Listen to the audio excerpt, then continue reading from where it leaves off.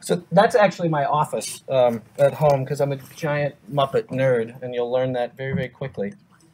No, well, maybe I can. Sure. Hi. Let's see if we go. Hey, look, it's that. Okay. Well, while I'm doing this, I am a giant Muppet nerd. Do I need that one? I think I'm okay. How about if I strap on this? That didn't work. So let's try a little. I was thinking about this activity this morning.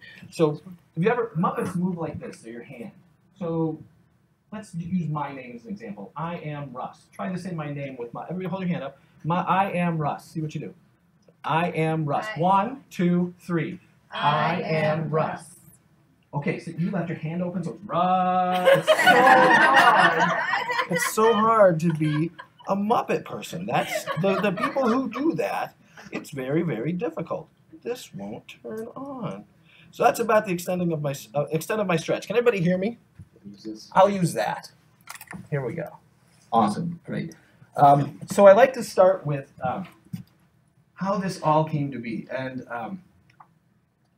I ended up, through these weird travels of learning and falling in love with Jim Henson, I ended up meeting somebody who wrote like the biggest biography of Jim Henson. His name was Brian J. Jones.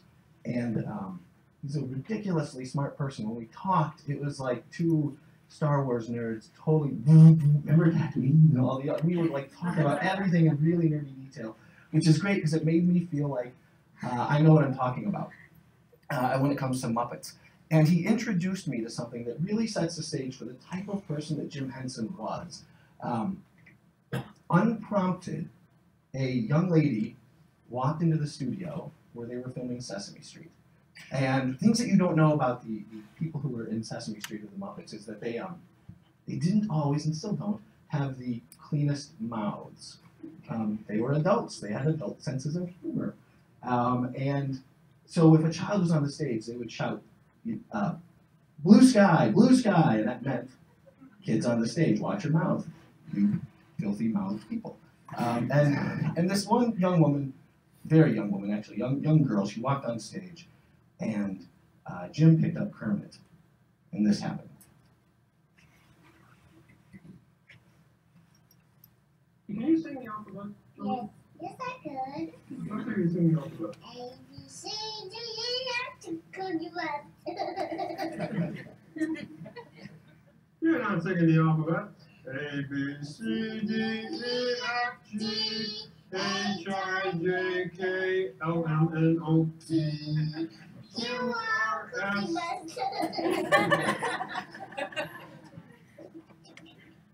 Cookie Monster is the letter of the alphabet. It goes Q, R, S, D, T, U, U, Cookie V. Monster.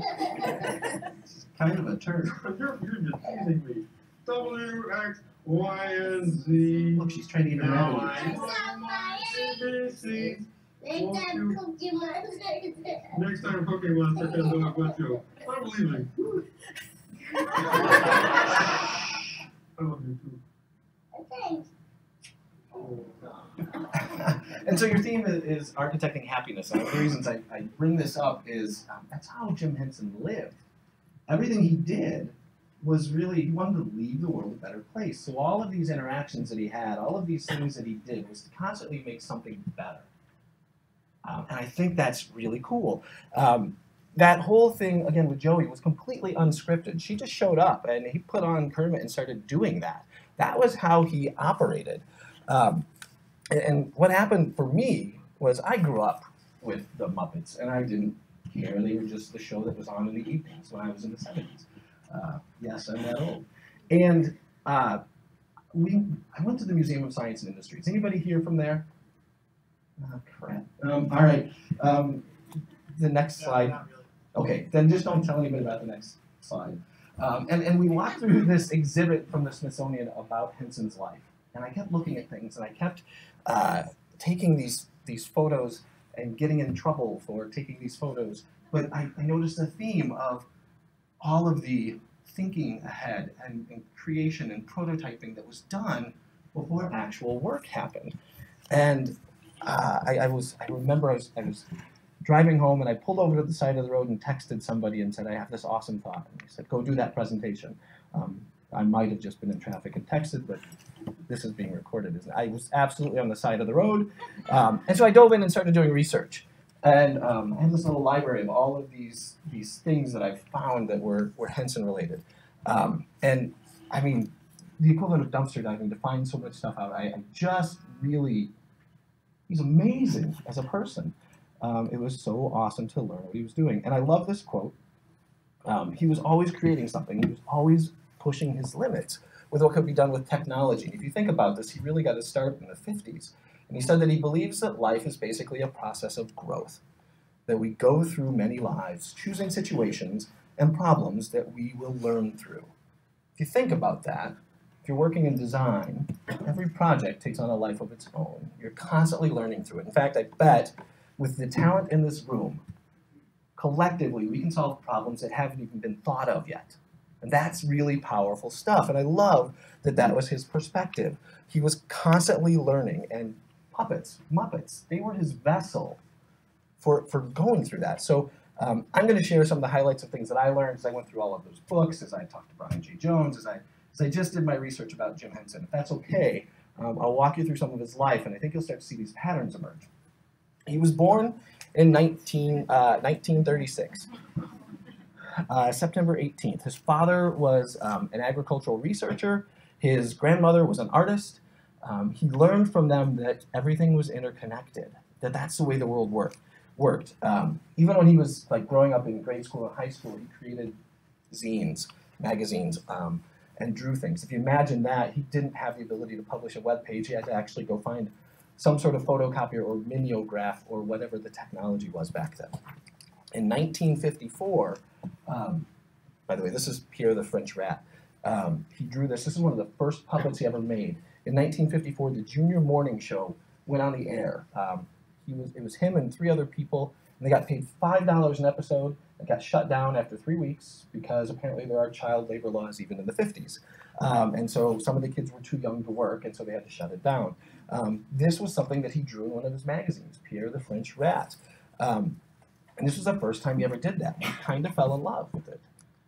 So we go to when he was in college, which was in 1954. He went to the University of Maryland, gorgeous campus. He studied art, graphic design. He learned how to do things like silk screening to build sets and puppetry. I mean, he was really kind of, he really was charting his path with the things that he loved. He learned typography. And he graduated college in 1960, which took him 6 years. Probably like, show of hands, at least a bunch of us, yeah. The others are all like 6 and above. Yeah. Anyway, in 1955, Salmon Friends happened. Salmon Friends. Brought to you by. That's good. I'm honored to be in the studio with 2 very distinguished NBC newsmen. I'd like to chat with them a few minutes to learn something of their off-camera personalities. You know how when a newsman is giving his news, he's so self-controlled and precise? Well, we want these 2 guys just to relax and enjoy a couple moments of fun conversation. Here first we have Huntley, NBC News, New York. Stephanie, but let's not be quite so formal. Why don't you just call me Kermit and I'll call you, well, what would you like me to call you? Huntley. Oh, okay, Seth Huntley. And this is one of the very first appearances of Kermit. If you saw, he didn't actually have flippers yet. They were hands. He wasn't yet a frog. He was just Kermit. And this was just a 5-minute show. They did things like this. They would do the equivalent of Muppets dancing to music videos and lip syncing, and that's what he did. And this happened. It lasted for about 6 years. And while this was going on, this was, I think, 1954, Jim started realizing that he could make money doing this. And so he got contracted to do other things, commercials, some local coffee commercials. Is anybody familiar with Wilkins Coffee? Well, hold on. Okay, buddy, what do you think of Wilkins Coffee? I never tasted it. What do you think of Wilkins? So again with this, Wilkins Coffee? No, I don't like coffee. an adult sense of humor. We're here to persuade people to drink more Wilkins Coffee. What's the club for? To get their attention. You getting on the Wilkins Coffee bandwagon? Never. No. You don't know. If you don't drink milk and coffee, you're not all there. Oh, that's a lot of. In fact, without milk and coffee, you're nowhere. It's the one after this that I need you to see. I really do like milk and coffee. Did you call? You know, people who don't drink milk and coffee just blow up sometimes. Oh, that's a lot of. I was wrong. It's this one. Yep. This machine will make you want a cup of milk and coffee. Not me. Oh, take mine with cream and sugar. So these little 6-second spots were kind of what he used to make money. Can you imagine the outrage? Can you imagine the hashtags that would have happened if that were the show today? Now it's kind of endearing, right? But holy crap, back then, that's crazy. In 1960, things started really happening. The Today Show started figuring out that the Muppets existed, so they brought them on. In 1963, do you guys know the sausage guy, Jimmy Dean? He didn't start technically in sausage. He was a performer. He had the Jimmy Dean Show. And Ralph, do you remember Ralph the dog? Ralph the dog was there. And I only go to see the show so I can watch a song and dance man. He's got a style. now, it may seem a little silly, but this was a technological advance in puppetry. Ralph requires 2 people to run him. That's one person doing this, which we all learned is very difficult to do, right? Because it's tough. And another person running one of the other arms. So somebody's doing this, and then somebody else is doing this. So this guy by the name of Don Solon, he built Ralph, and they started out kind of doing these Purina dog food commercials. And then they brought him in. So this was a pretty big deal. I sensitively say that in 1965, a company reached out to Jim to do corporate training and meetings because they wanted to be less stodgy or boring. So they contracted out and they did a series of these training videos that included our pal Kermit. 1966, Jim actually licensed the toys. So you could buy these in stores. And if you look, you can kind of tell Kermit's still really not yet a frog. And this was a big deal because Henson didn't really care about money. And you hear about that when it comes to people like Disney and Jobs, that they don't really give a crap about money. They know that stuff will come. In fact, there's a book that came out just last year called Make Art, Make Money, which talks a lot about how Henson believed in this. And that's why Henson did things like the commercials, was to make money to feed his kind of other creative habits. But he really didn't enjoy it. It took them years to get to an agreement to do this because Jim and Jane did not want to do that at all. And then in 1969, really, really big deal, this show came out. The Sesame Street premiere happened in November. It was huge, and it was the first television program of its kind that promoted content and values based upon laboratory and research, basically to have a curriculum for kids so that they could learn. 45 seasons, 4,378 episodes. Slide is brought to you by the letter A for awesome. In the 70s, so do we all know about the Muppet Show? Please, yeah? Okay. Believe it or not, it didn't catch on right away. It was an idea. There were two pilots, and one of them was like this. Ladies and gentlemen, presenting the end of sex and violence on television.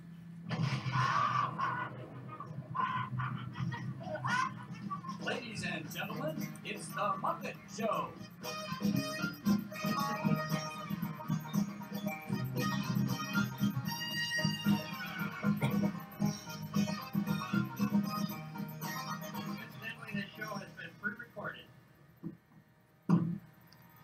Now I practice these at home, and I got an 11-year-old daughter who gets subjected to this stuff a lot. And when she watched this part, she said, "Well, it really wasn't the end of violence, was it? Because he blew up the thing in the beginning."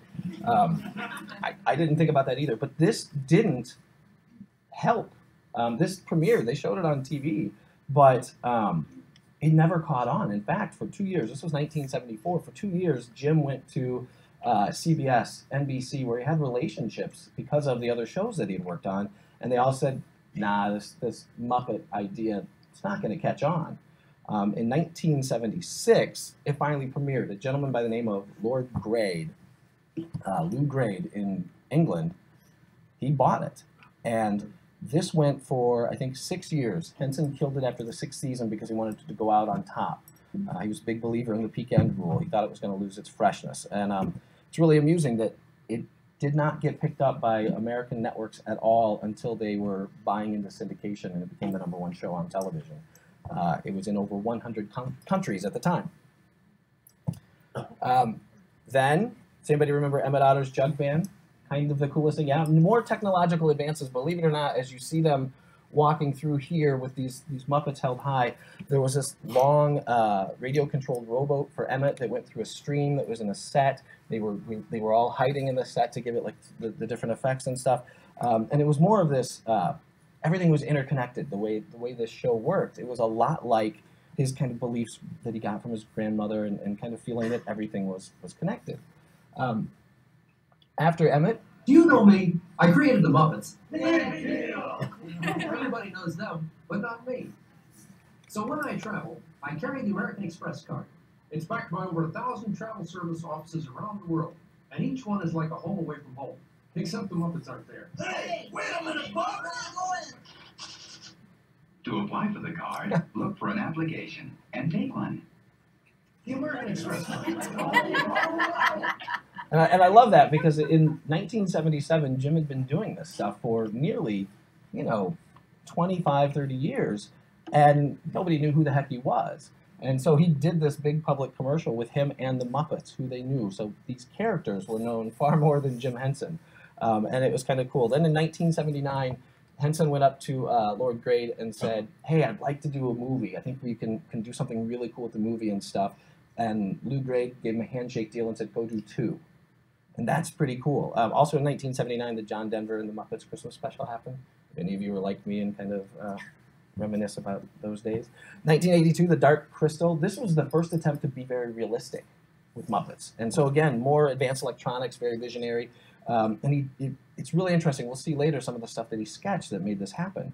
1983, perhaps the thing I remember the most is Fraggle Rock. Do we all remember those guys? Dun, dun, dun, dun. Yeah, you'll do that later. In '84, the Muppet movie happened, or the Muppets Take Manhattan and the Muppet Babies. 1986 is where I feel like things got really kind of crazy because Labyrinth happened. I mean, let's be honest. I mean, this is about a dude who steals a baby, and look at those eyebrows.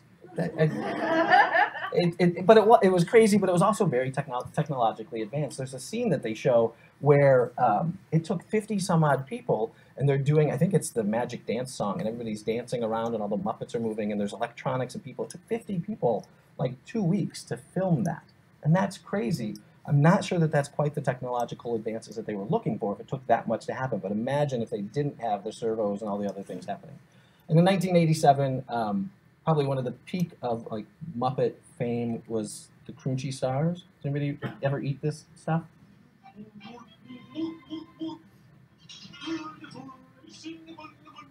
We're in the Muppet test kitchen where the Swedish chef is making his delicious starship. I think it's awful too. Then in the 90s and kind of to more current, Muppet Vision 3D happened at Walt Disney World. If you've never been and you have children, you'll end up in there about 20 times like I have every time you visit. It's awesome to go see. It's viewing the Muppets. It's seeing the characters kind of live and more interactive. But at the same time, this came out just as Jim passed away in 1990 at 53 years old. That's not very old, and largely it was because he was sick and just didn't go to a doctor.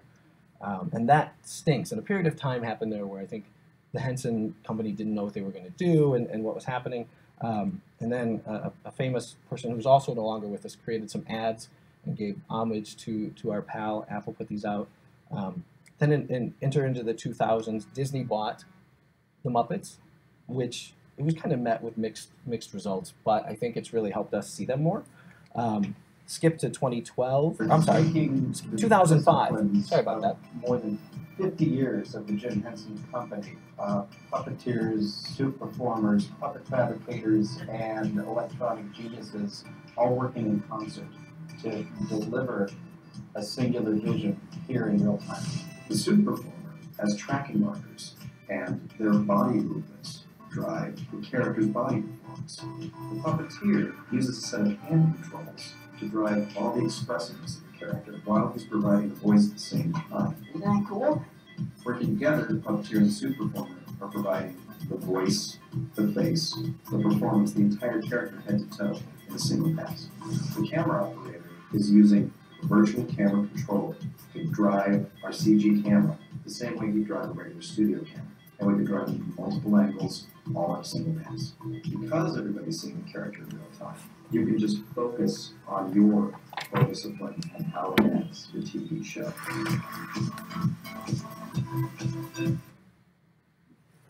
That is the Henson Digital Performance System. And if you think about things like Gollum, that you've seen in Lord of the Rings, if you're a giant nerd like me, all of these things are based on something that Jim thought about in 1989. And in 2005 is when they got to the technology that's making things like Sid the Science Kid and some of the other things that are out there. This is what they're calling live action kind of Muppet performances, which is really also kind of cool. Then we got 2012, which is where I think we saw the Muppets hit the screen. Everybody really liked that, and they got up for a second one, which was the Muppets Most Wanted last year.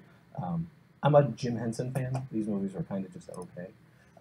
And so I think Jim is kind of the soul of it all. And then kind of throughout the years, we see things like Dinosaur Train, which is basic scientific thinking show for kids. Sid the Science Kid, it's those computer-generated puppets. A thing called Puppet Up, if you get a chance. This is something where puppeteers actually travel and they do live improv. And they have a camera so you can see what's happening actually here. And then there's conversations and things happening down below. It's definitely for adults, but it's pretty cool. The Doozers, the Doozers is a series that's happening kind of now if you've not heard about them. And the Jim Henson Creature Shop Challenge, also things that are kind of happening. If anything, they've kind of really hit their stride again in this kind of decade that's happening now. As a quick side note, one of the things about the Doozers that's really about Henson is that the Doozers pride themselves on the good work that they do. No Doozer is allowed to take personal credit. They think that means that that one of them is special, and instead they think they do good work, it'll be happy, and they don't want to be destructive to the communal spirit. I find that's really interesting because that's how Jim worked. It's evident too in that he finally had to do a commercial by a lot of prodding to show that he was actually the person behind it. He wasn't so big. You can't hear me, Ed? Thanks. Sorry, folks. So that's kind of his history, Jim Henson's history, and I think that it shows me a lot of kind of how he worked. Before I dive into the prototyping stuff, I wanted to ask, is it okay if we talk about project ecosystems? Would we be okay with this little exploration? Okay. One of the things that Jim did is he believed that because of his agricultural researcher father and his grandma, who was that artist, he believed that different parts and pieces of the world all interacted with each other. And that happened, for the most part, in this show. You guys remember this? Can I get a little interaction? Do we know what it is? Fraggle Rock, okay. Ready? Come on, you can do it.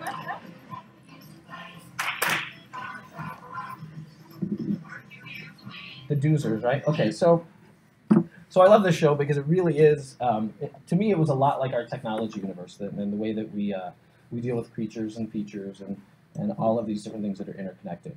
Does anybody remember who this was? No, Gobo. Close. Gobo was kind of the leader of the Fraggles. But if you keep saying red, you will be right eventually. Gobo was kind of the leader, very practical, kind of that type of person who was safely and sanely in charge. And I think that Gobo was maybe like a product manager. I did say the word sane. Maybe I spoke too soon. How about this one? Hint, not red. Anybody? Boober. Boober was worried, depressed, kind of a little down, little manic. I'm thinking maybe project manager, right? Sound like anybody you know? Are there project managers in the room? I'm sorry. You're in the minority, so I don't feel too bad. Let's see. One of my favorites. Anybody know who this is? No, Moki. Moki was very artistic, so the obvious answer, right? The designer, kind of really into things. Somebody knows the answer to this one. Hint? Red, right, Red. Red was very exuberant, very athletic, kind of always happy, go, go, go. Kind of reminds me a little bit of, is there anybody in marketing here? Oh, can you relate? Yeah? All right. Awesome. Wembley. Wembley was kind of nervous, indecisive, wasn't always sure what to do, wasn't sure if what they were doing was right. Just a guess.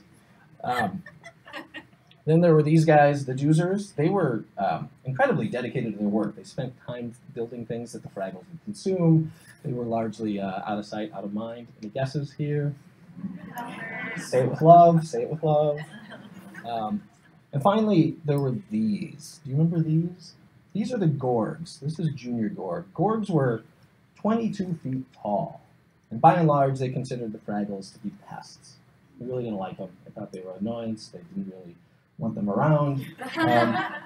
So I'm just taking a guess that maybe this sounds familiar. And that's how I see kind of Fraggles relating to the project ecosystem. So, but one of the things that I like about Jim Henson too is the way he worked.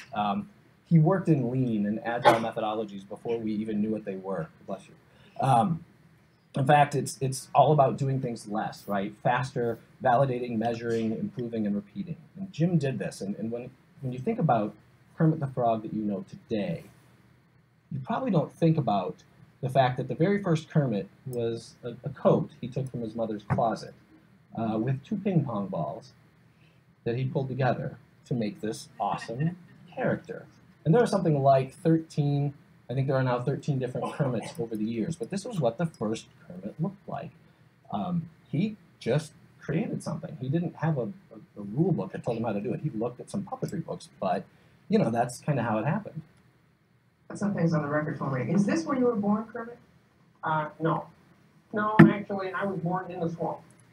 Really? Yeah. Now, you know, there are a lot of rumors of the fact that Jim actually took his mother's coat, and that's how I know. Well, that's the alternate theory of creation. And, in the alternate theory of creation, the eyes were ping pong balls. But, you know, if that were true, could I really be able to see? The internet is a wonderful thing for archiving all of these wonderful pieces.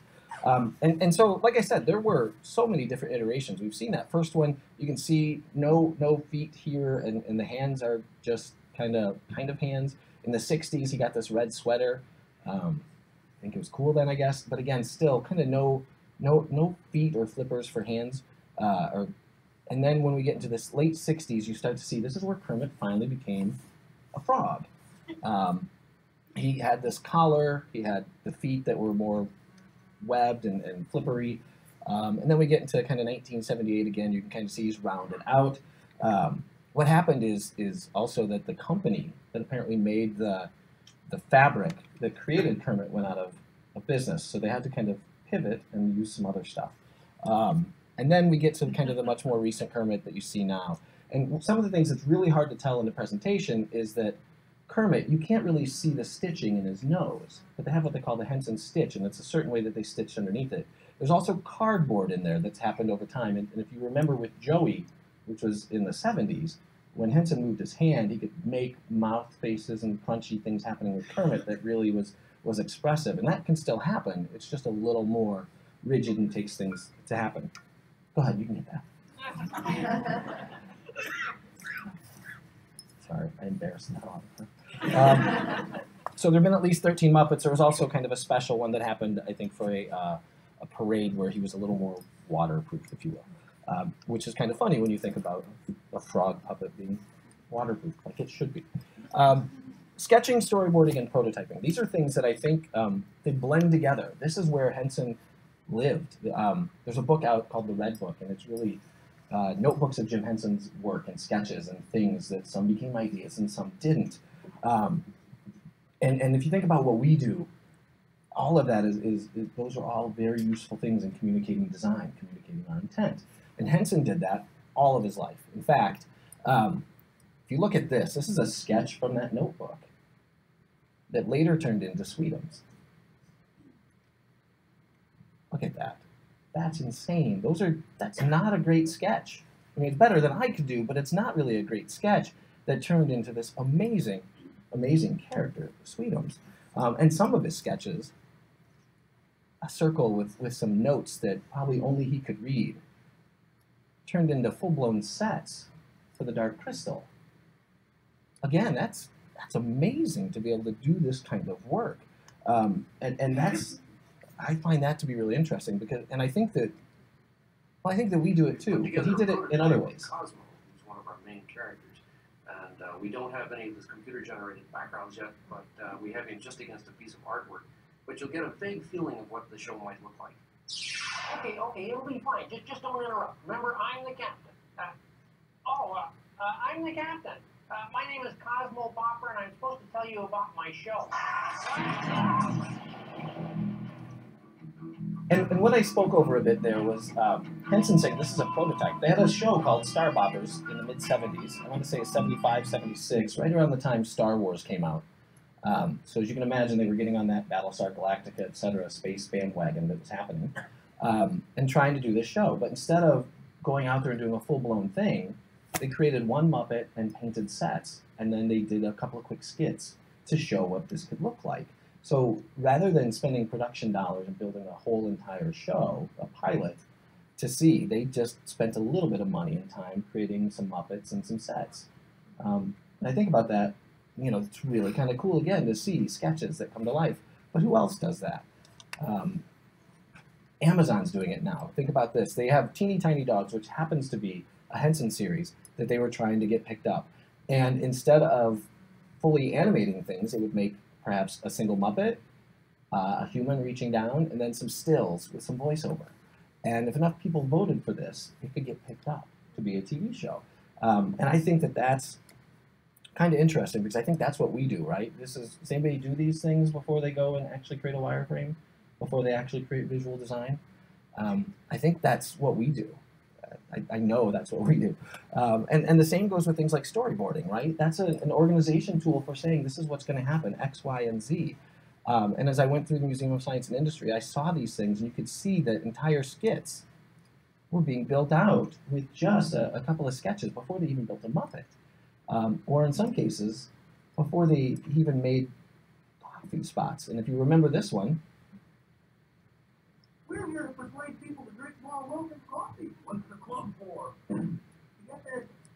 That started with a 4-panel sketch. I mean, that's a 4-panel sketch that made a 6-second commercial. And I think that's pretty cool. That's a low cost of investment. It's a low cost of investment to do low fidelity wireframes before you actually dive in and figure out what everything has to look like and what all the mechanisms are that's in place. I think it's a low investment to take and cut up a bunch of paper and put it on your wall before you stand in front of 100-some-odd people and do a presentation about Muppets. And that's the same type of thing, and we do this stuff always. It's also funny, if you look, you can see this thing needs to die. I clearly had a really crappy slide in there at one point. But those are the things that we do that made me really fall in love with Henson because he did them. And gosh, if he solved a bunch of these problems before us, I bet he's probably figured out a lot of the new challenges that we have too. As an example, patterns. Do we all use patterns? Please say we all use patterns in our work. The original Muppets were made so that with you could make a Muppet in like no time at all by just choosing one of a handful of different bodies, a whole bunch of eyes you could just slap on them, and faces and mouths. And in no time, you could have legitimate Muppets. And you think about who does this today, right? Who turns patterns into things that happen? You can do this on the website. At the Whatnot workshop. These were called Whatnots. You can go and pick a body, pick some eyes, pick a nose, pick some hair, and some clothing, and before you know it, what do you have? Your very own Muppet.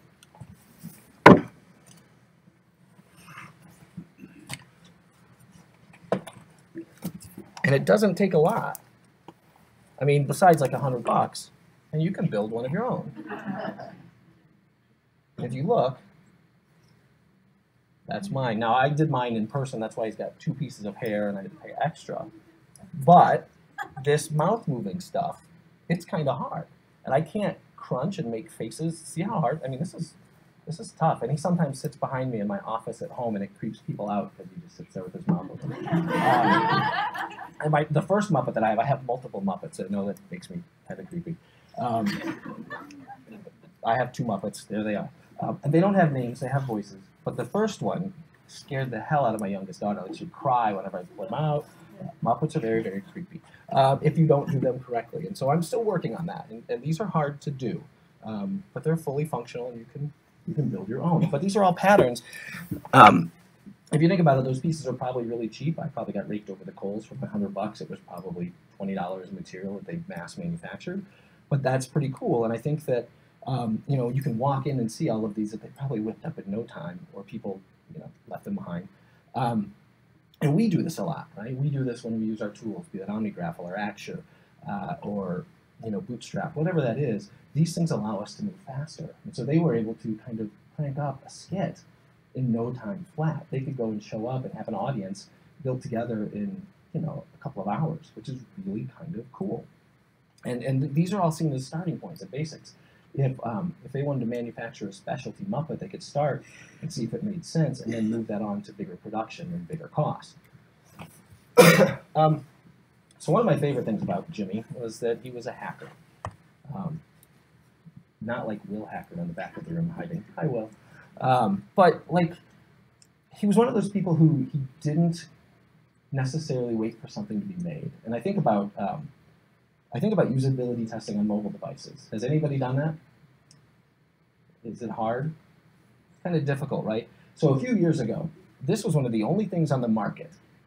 And I called this company because I wanted to find out just what the big deal was. And if you look, it's really, I mean, clearly, it's a candy bar Motorola device, I think, and some weird strap on it.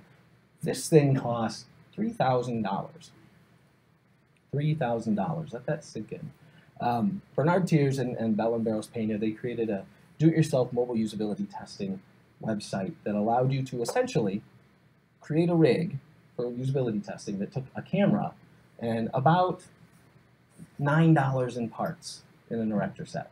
And I practiced this. I'm able to get it down and do it in about 7 minutes if I really need to create one fast. And that's pretty impressive. They hacked this together because $3,000. And then even, and that's still kind of messy, right? So these folks, Mr. Tappy, came out with their $300 device. You don't have to source your parts. You don't have to find these things. You just order it, and it works on multiple devices. It's not a sled that just fits one size of phone or whatever. People will find their solutions. They'll find their hacks.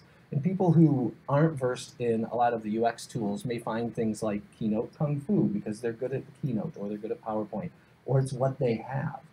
And somebody like Travis Isaacs will come around and say, here's a whole bunch of patterns that you can use for prototyping, and you can click things in this tool to get design intent across.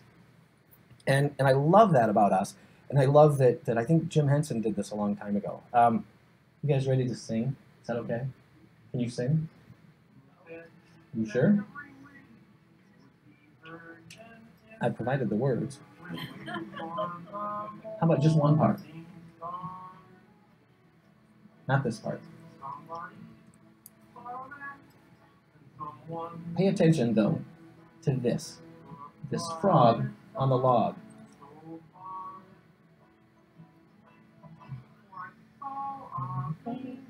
Come on, start humming. You're getting there. Ready? Come on, it's on you. Someday we'll find it. Come on. Rainbow connection. Lovers, dreamers, and me. Nobody knows this part. You said no. You can do that.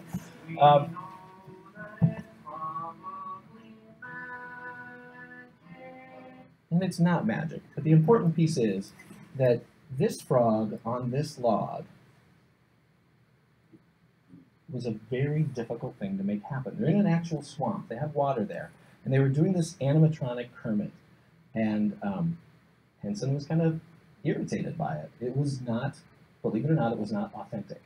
And he didn't like the way it moved. It was animatronic. It was like those presidents that you see in Disney. And instead, he said, let's build a submarine.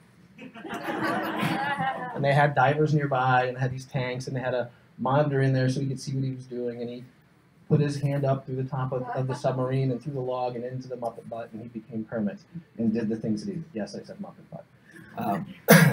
But the thing of it is this wasn't the first time he did that. If anything, it was one of the many times that he did that. If you look back into Carol Spinney as Big Bird, you'll see like an early Big Bird. Here's Carol Spinney with his hand up there, got another hand. He's got a monitor. He's got a monitor in there so you can see where Big Bird's walking. There's probably a cord here that you don't see. There's a fan because it's hotter than heck inside of Big Bird. And he's wearing platform shoes and apparently sweatpants. But even before that, when he was doing Sam and Friends, he made them give him a monitor so he could see what we were seeing. And that was expensive, and that was unheard of. These confidence monitors and making this stuff happen, it wasn't common, but he was always pushing and always doing these things. And even if they weren't done, he'd be like, no, I need to do this. It wasn't a cost thing. It wasn't anything else. It was how he needed to do things to make them authentic and to make the interactions and the reactions with people happen. So he was making sure that he was always putting those best things out there as he was trying his ideas.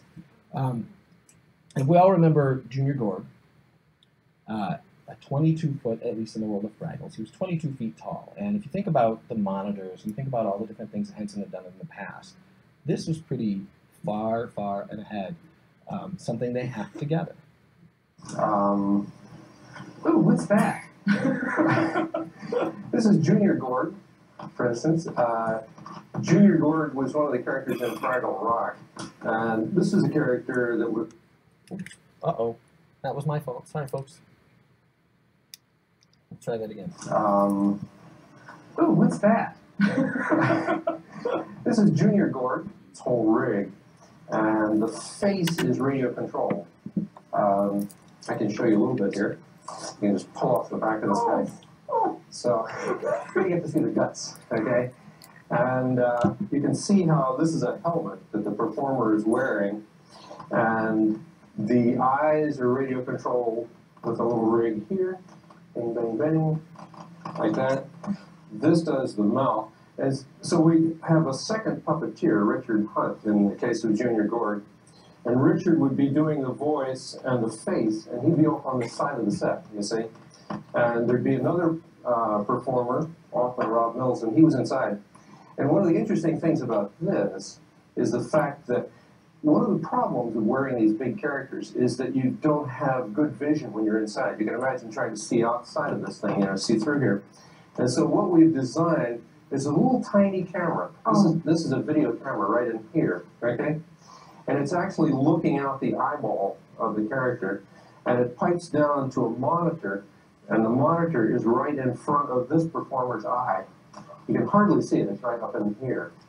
Yeah, I feel like you're giving the magic away. That's just me. That's true. These are all the secrets. Yeah. And I thought that was really cool that and you saw it, there was duct tape there. He was wearing that old Cosby-style sweater. But it was duct tape, and it was things that they created that necessitated, they found a need for this, and they figured out a way to make things.